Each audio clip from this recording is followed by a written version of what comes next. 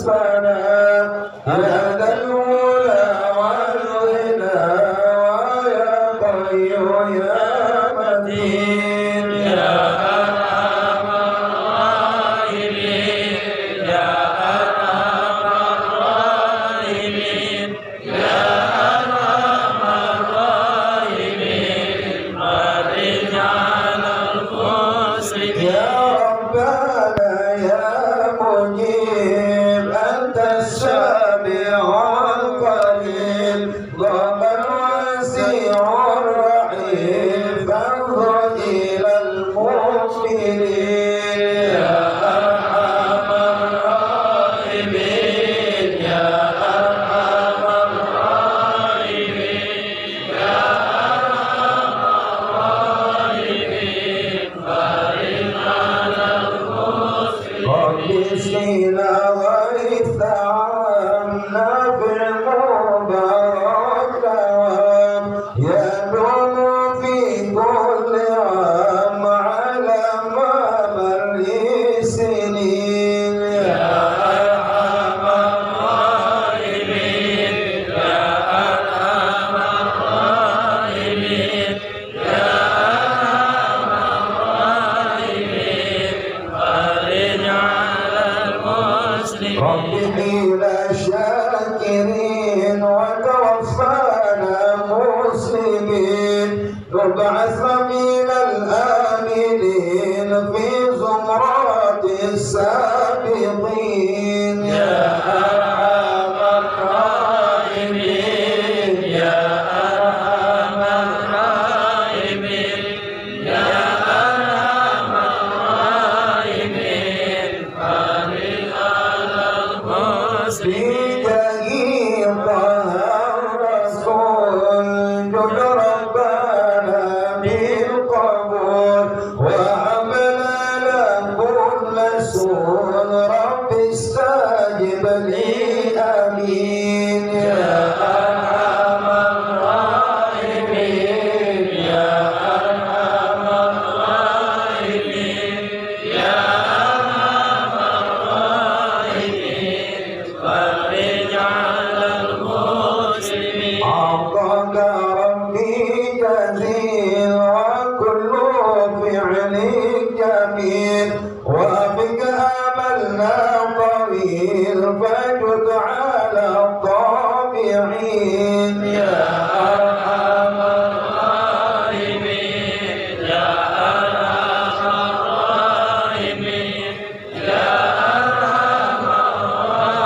الراحمين فرج على المسلمين يا ربي ضاق الخلاق من فعلي ما لا يطاق فامنن بفك الغلاق لمن بذنبي رهين يا أرحم الراحمين يا أرحم الراحمين يا أرحم الراحمين فرج على واغفر لي كل الذنوب واستر لي كل العيوب وكشف لي كل الكروب وكفي أذى المؤذين يا أرحم الراحمين يا أرحم الراحمين يا أرحم الراحمين فرج على واختم بأحسن ختام إذا كان الانصراف وأنا عين الإمام وزكى رشح الجبين يا أرحم الراحمين يا أرحم الراحمين يا أرحم الراحمين فرج على ثم الصلاة والسلام على الشافع الأمين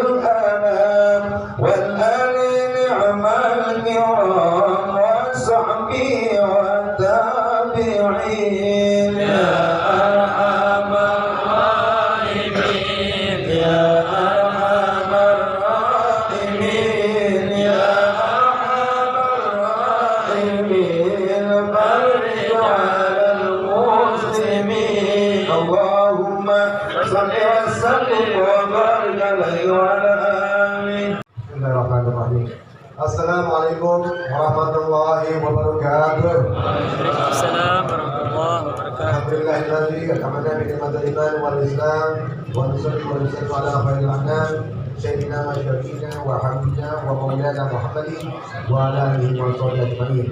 Subhanaka la ilma lana illa ma 'allamtana innaka antal alimul hakim wa tub 'alaina innaka antat tawwabur rahim. Rabbi shrah li sadri wa yassir li amri wahlul 'uqdatam min lisani yafqahu qawli.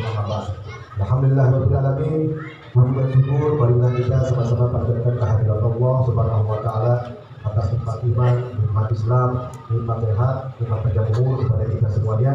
Alhamdulillah pada hari ini kita masih diberikan kesehatan dan panjang umur oleh Allah Subhanahu wa taala untuk bisa menghadiri pengajian rutin di Majelis Taklim Anur Alhamdulillah untuk atas yang Bogor.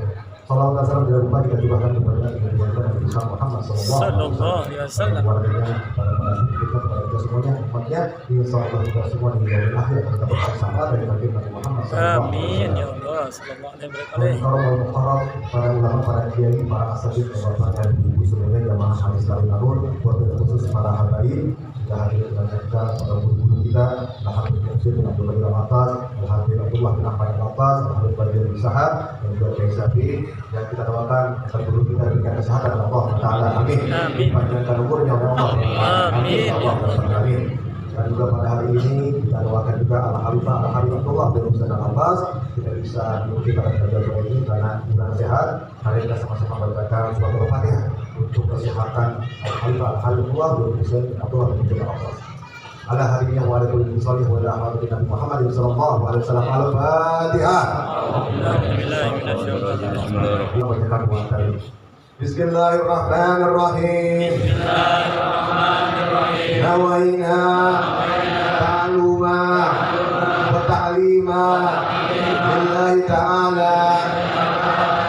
Kalimat pertama akan disampaikan oleh Habib Muhsin bin Abdul Qadir Al-Abbas. Pinggir dibacakan oleh Habib Muhsin bin Abdul Qadir bin Abdullah bin Abbas.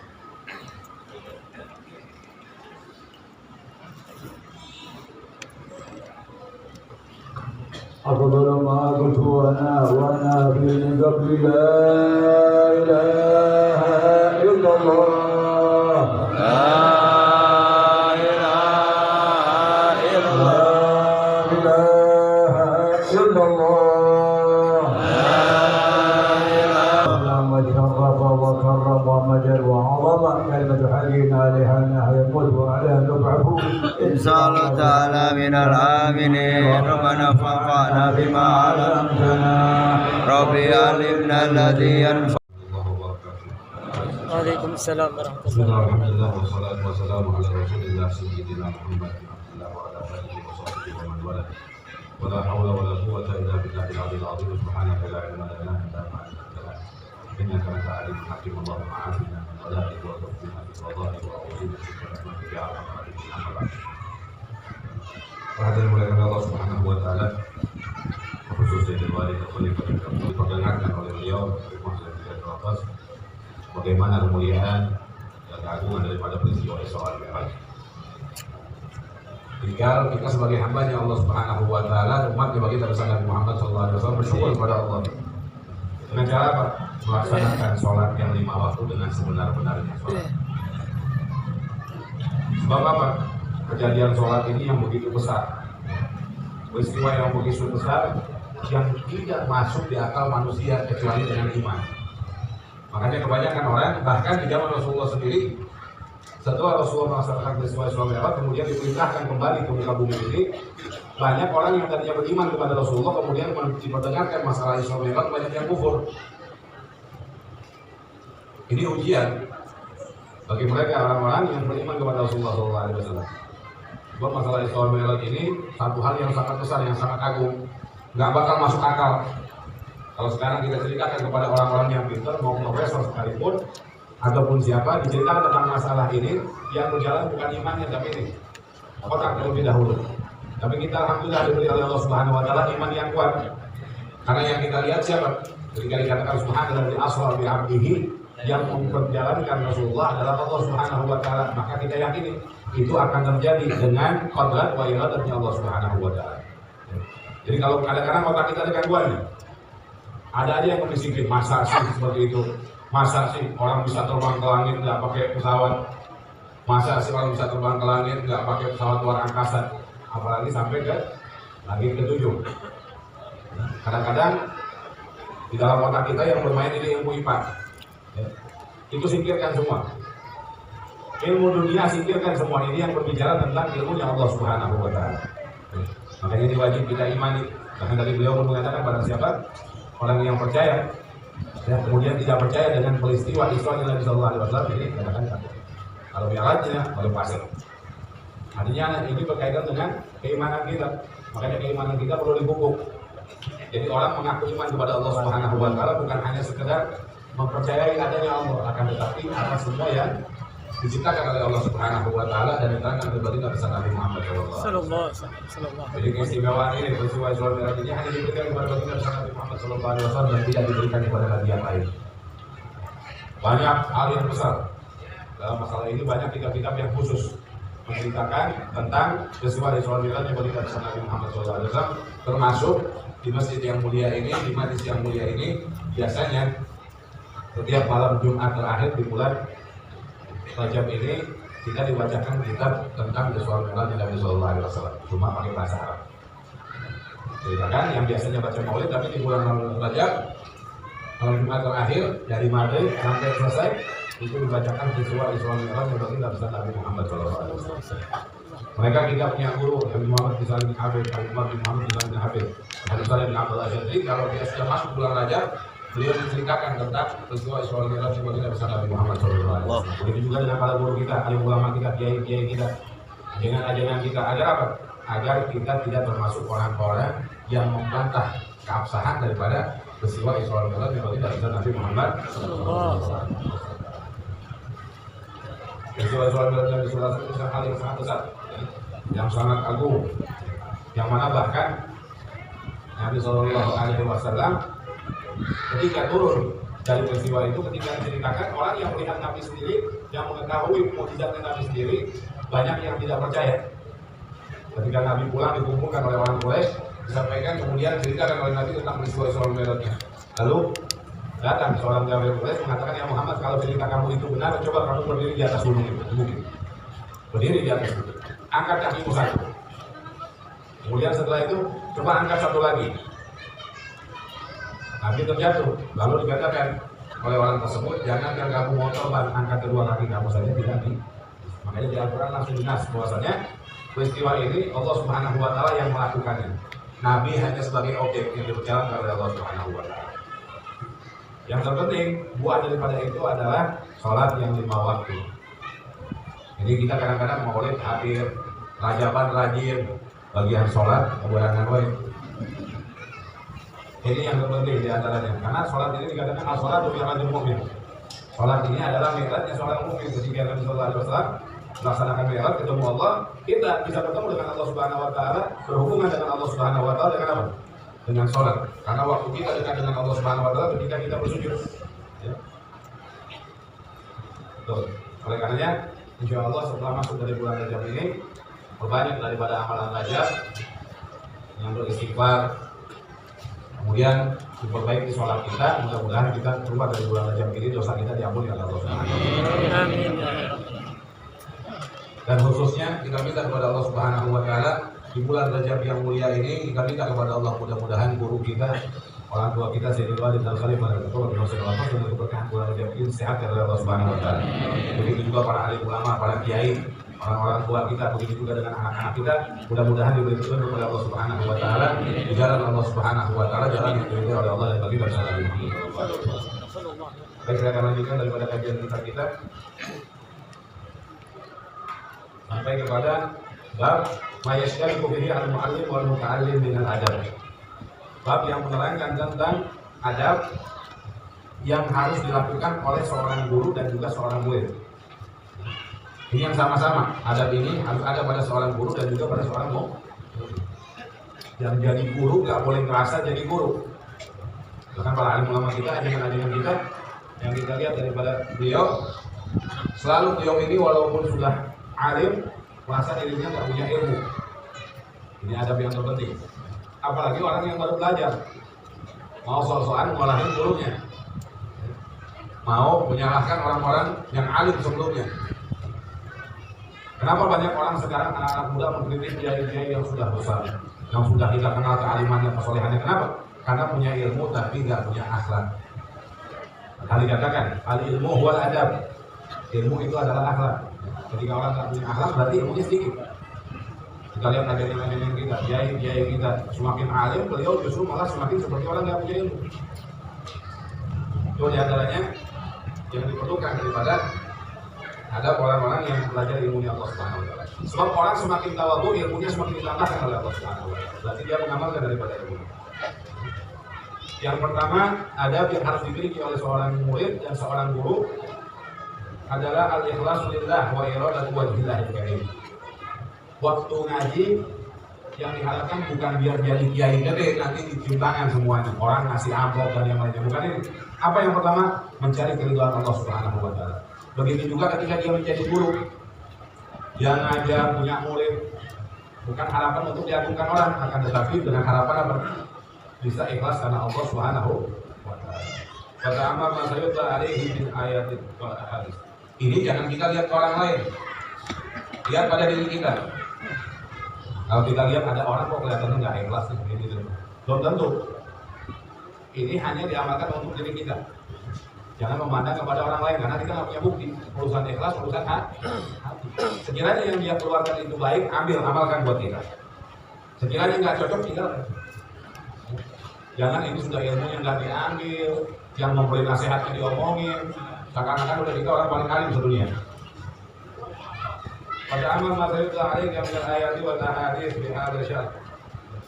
Jika bin akhir, maka lihatlah ayat dan hadis yang akan disebutkan di dalam bab ini oleh beliau Muhammad bin Salim Habib dengan hati kita yang hadir. Artinya apa?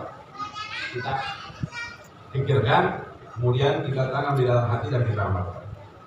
Jika bin hadir wa husnul istisar wa hasib nafsak, kemudian setelah itu introspeksilah dirimu. Apakah kita termasuk orang yang ikhlas atau yang tidak? Karena ini yang paling mahal, introspeksi diri. Orang kalau dia ada punya ilmu yang banyak tapi hanya bisa buat untuk orang lain dan yang lainnya, ini ilmunya tidak akan manfaat. Jadi ketika dia hadir daripada sebuah majelis mendengarkan nasihat, ambil untuk dirinya sendiri, diamalkan.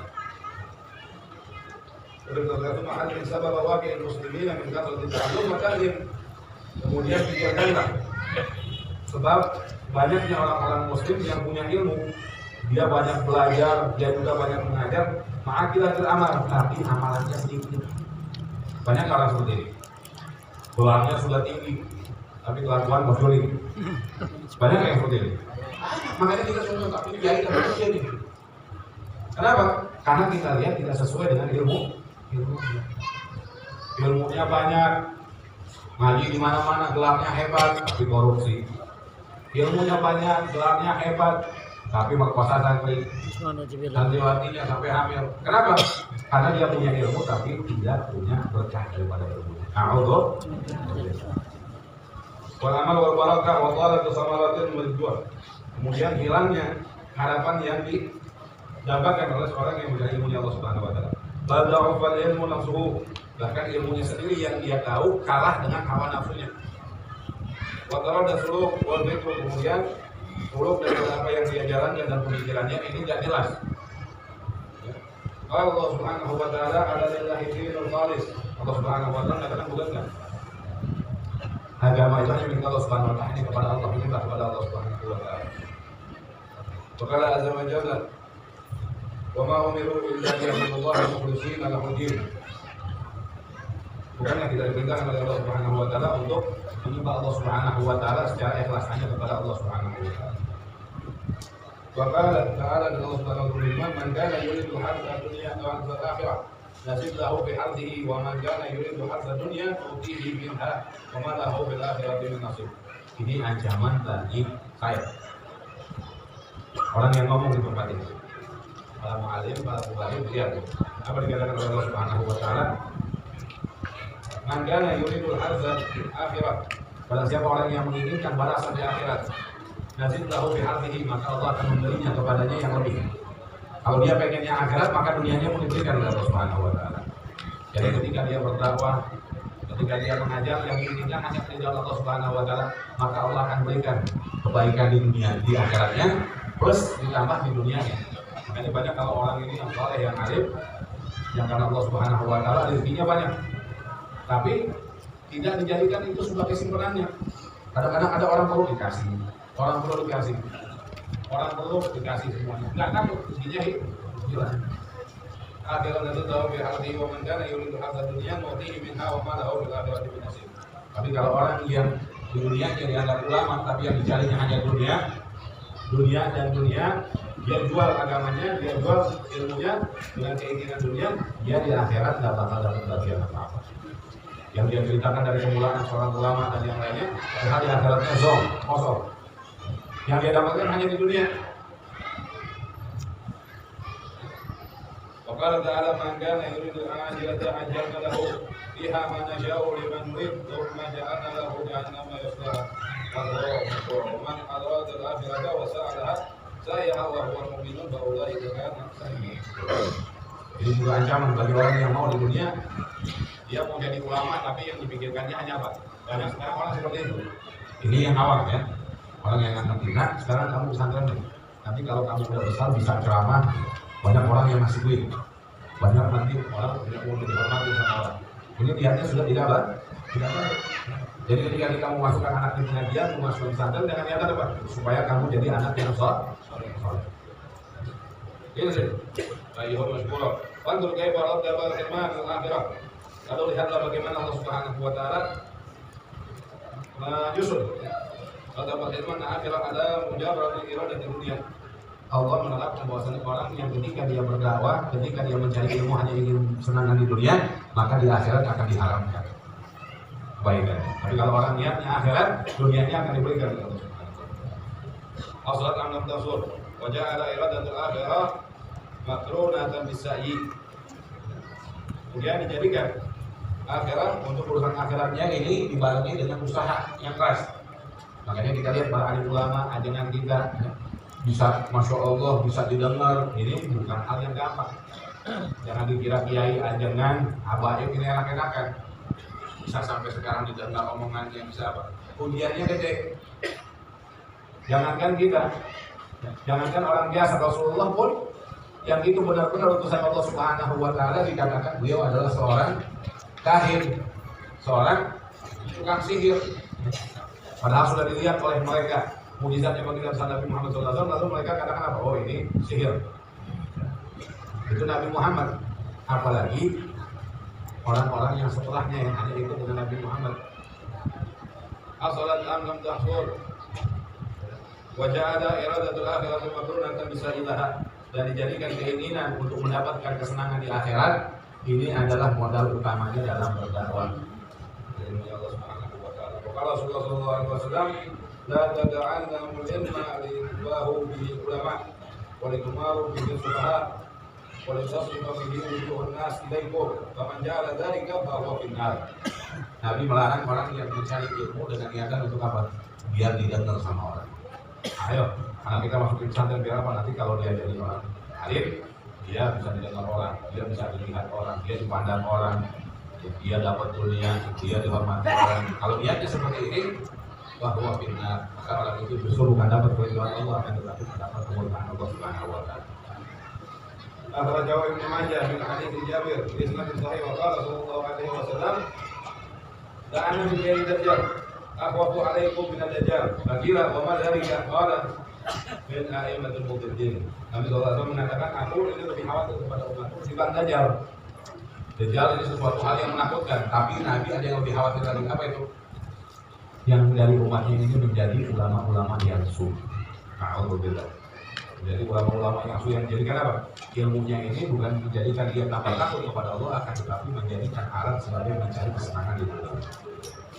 Maka jawab bin Ahmad hadis Abu Dzar bin Isnad wa Muslim bi sahihi an Abu Hurairah radhiyallahu ta'ala anhu qala sami'tu Rasulullah sallallahu alaihi wasallam yaqul inna awalan nasi yuqda yawm al-qiyamati alaihi rajulun mustushhida fa utiya bihi فأدركه نعمه وعرفها قال فما علمت فيها قال قتلت فيك حتى استشهد قال كذبت ولكنك قتلتني قال جليل فقتل ثم أمر به فيصاب على وجهه حتى ألقي بالنار ورجل تعلم العلم وعلمه القرآن فأوتي فعرفه نعمه فعرفها قال فما عملت بها قال تعلمت العلم وعلمت وقرأت به القرآن قال كذبت ولكنك تعلمت العلم ليقال عالم وقرأت القرآن ليقال وهو قريب قال قيل ثم أمر به فيصاب.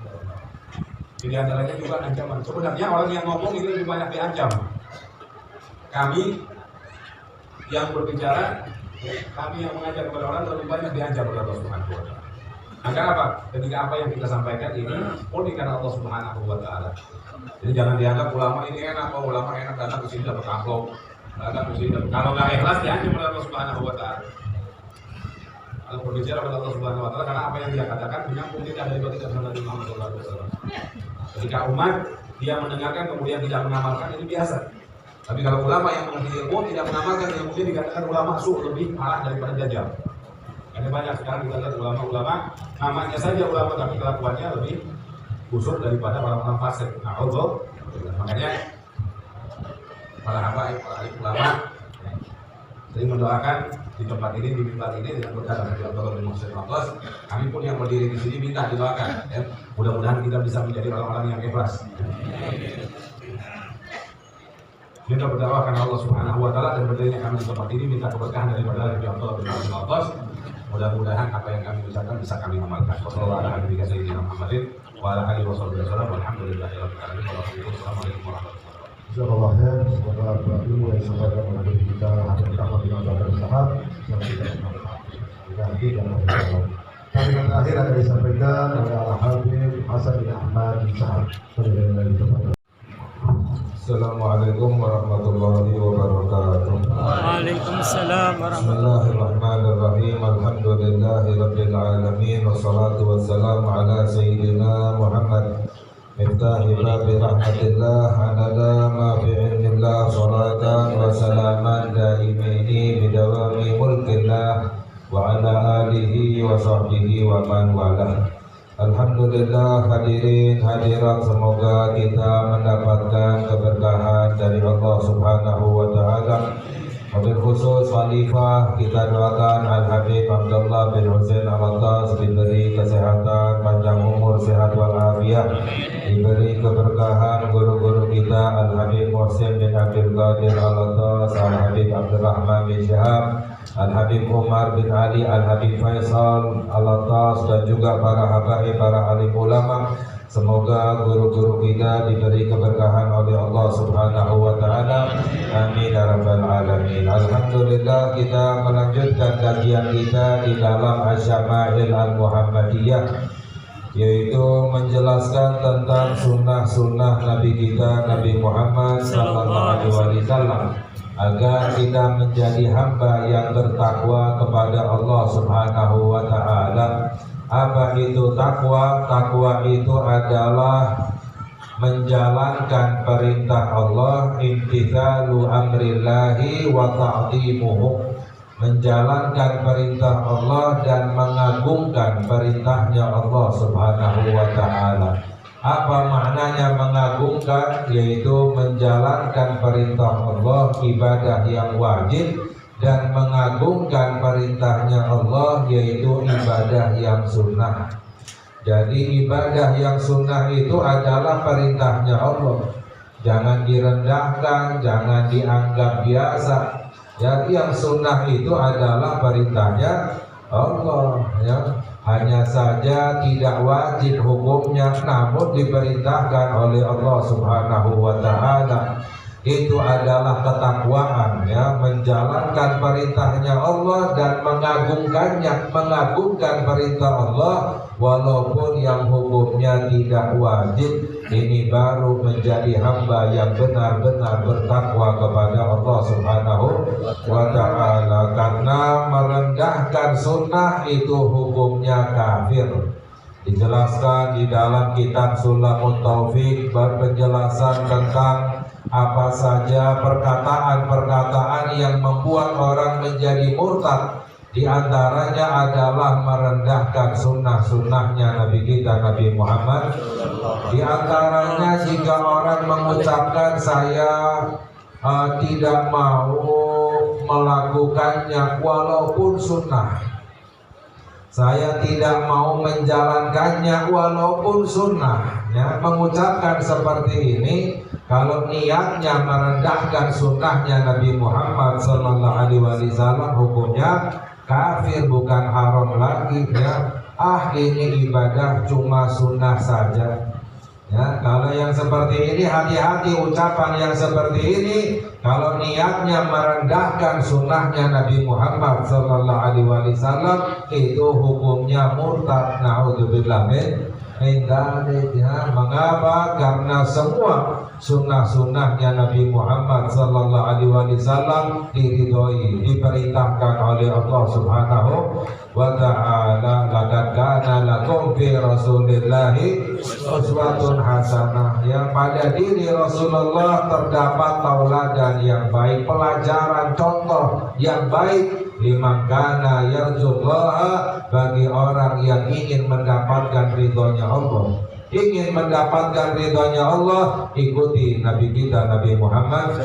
Wal yaumal akhir, ingin mendapatkan kebahagiaan di hari akhirat, masuk ke dalam surga, hanya satu jalannya, ikuti Nabi kita Nabi Muhammad Sallallahu Alaihi Wasallam. Di antara sunnahnya Nabi Muhammad Sallallahu Alaihi Wasallam, yaitu yang sedang kita bahas sekarang ini, adalah memakai celak mata.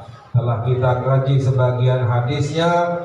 Lalu qala musannif radhiyallahu taala anhu, qala hadatsana Ahmad bin Mani, qala hadatsana Muhammad bin Yazid an Muhammad bin Ishaq an Muhammad ibn al-Munkadir an Jabir huwa ibnu Abdullah qala Rasulullah sallallahu alaihi wasallam, alaikum bil ithmi 'inda an-naum fa innahu yajlul basara wa yumbitu sya'ar. Sabda Sayyiduna Muhammad Sallallahu Alaihi Wasallam, pakailah celak mata ifmit, yang dari ifmit, ketika akan tidur. Ini adalah perintahnya Nabi kita Nabi Muhammad.